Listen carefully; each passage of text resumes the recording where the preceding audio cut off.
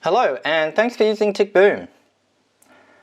I've received this question number 5, which says a figure ABCED consists of a rectangle ABCD topped by an equilateral triangle CED as shown in the diagram. If the perimeter of the figure is 45 centimeters, find the dimensions of the rectangle when the total area is a maximum. So I think the key to this question will be to make use of the information we've been given to get some function of the area. So the area will be the area of the rectangle plus the area of the triangle.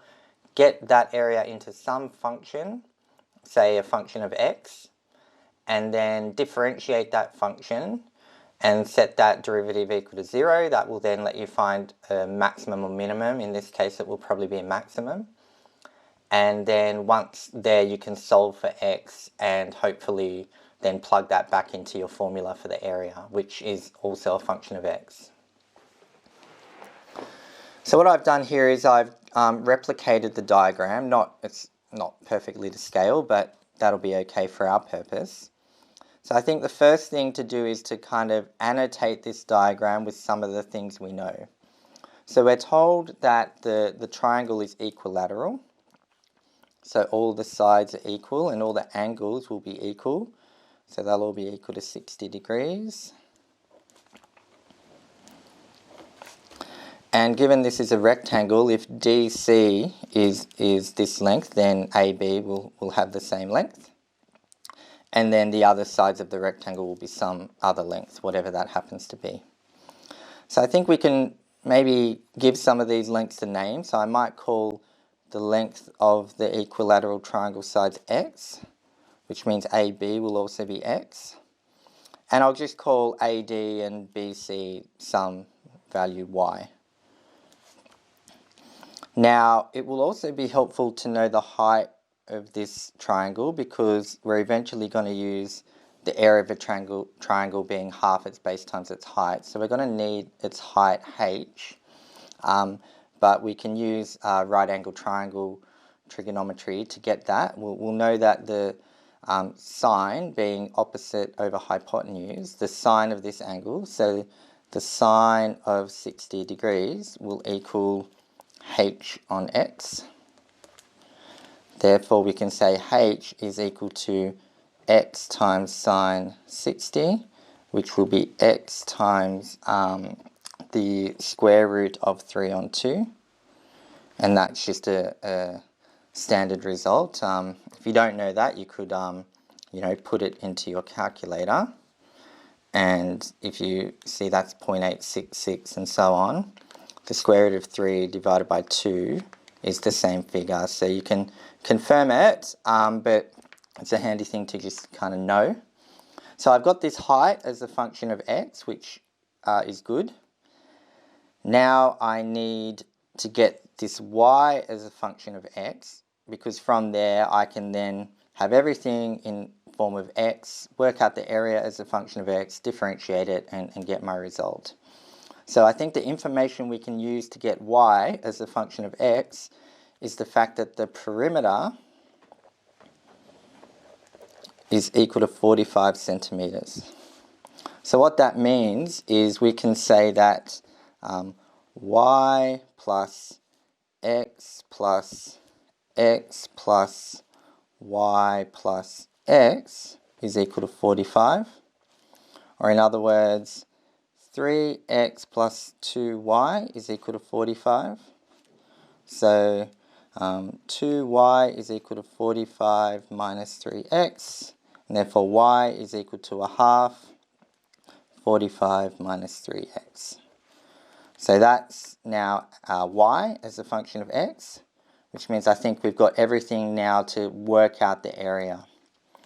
So the area of this entire figure will be equal to the area of the triangle, so the triangle CED, plus the area of the rectangle ABCD,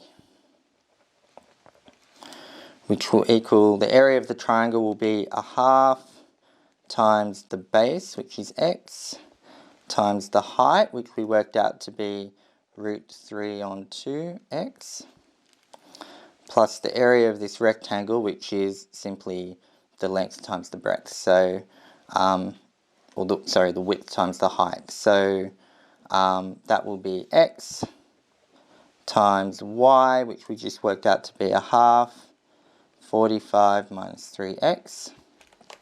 So if I kind of bring some of this together to simplify, I'll get, and I'll write this as fx, being our function of x, which is the area.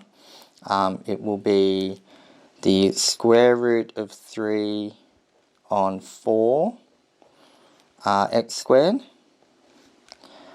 plus, and I'll just expand this, so we'll get 45 on 2x minus 3 on 2x squared.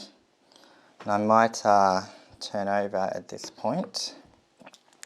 So if we continue on, we'll get fx is equal to, and we've got two terms with x squared here, so I might bring those together.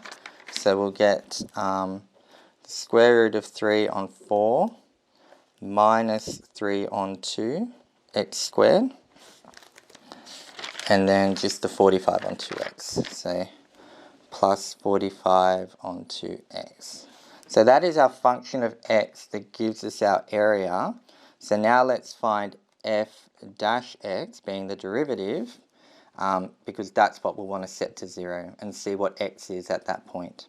So to differentiate this, we'll just get 2 times root 3 on 4 minus 3 on 2x to the 2 minus 1 is just 1, plus 45 on 2x to the 0. So that's our first derivative. So now we're going to get a max or a min when this derivative is 0. So if we set f dash x equals 0, what do we get? So we get 2 root 3 on 4 minus 3 on 2x plus 45 on 2 is equal to 0. So we get 2 times root 3 on 4 minus 3 on 2x equals negative 45 on 2. So x is equal to negative 45 on 2 divided by this 2 root 3 on 4 minus 3 on 2.